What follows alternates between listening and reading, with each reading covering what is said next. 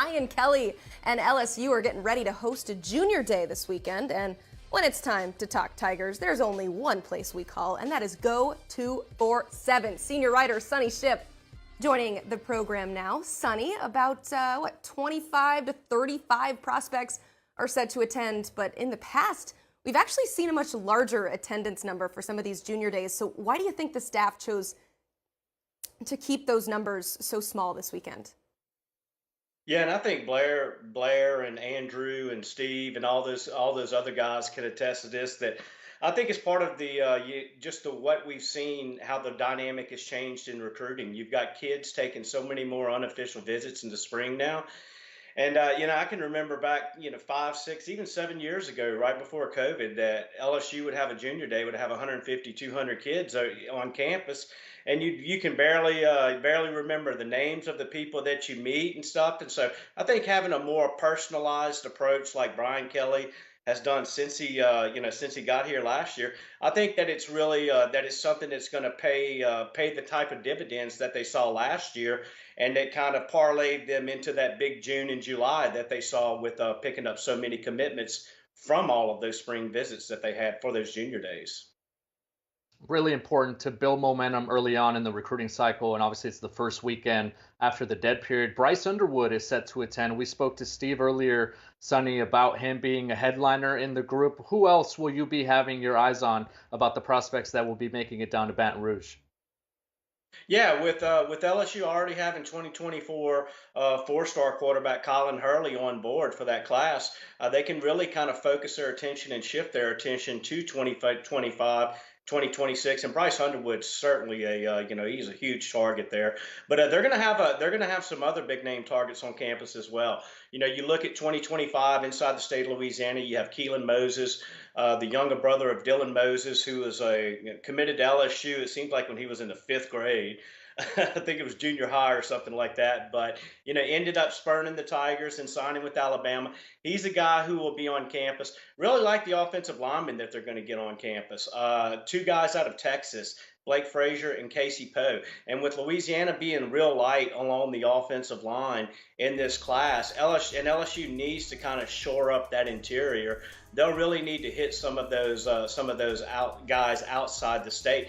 Then you look at Noriel White. He's a playmaker out of Mississippi. He's a guy who spent some time playing with Hurley on the 7-on-7 circuit. So they've kind of established a relationship. And I think he's a guy that when you start looking at the out-of-state targets who LSU has a real good shot at landing, that White is certainly one of those guys you would put at the top of the list. Sonny, some people laughed, but the dancing clearly worked for Brian Kelly on the recruiting trail early on. LSU landing 5 of the top 9 players in Louisiana in that last cycle, but they also recruited really well across the country. So how much do you anticipate LSU supplementing with talent outside their region going forward? Yeah, I think you're going to see them kind of compartmentalize that region a little bit more this year. Coming in last year, coaches had relationships from, you take Jamar Cain, for instance, a guy who had his relationships that he established while at Oklahoma, Brian Polian, even Brian Kelly. I think you start to see them kind of tighten in just a little bit more, because when you look at Texas, you look at Alabama, you look at Mississippi, look at Florida, those states that are really closer into that, into that proximity. I think you're going to start to see them focus on that a little bit more. Maybe not as much of hitting out on Minnesota and Maryland and places like that. They're still going to recruit those areas, but I just think that you're going to start to see them kind of focus in and kind of starting to tighten that little belt a little bit more on this true Southeast region.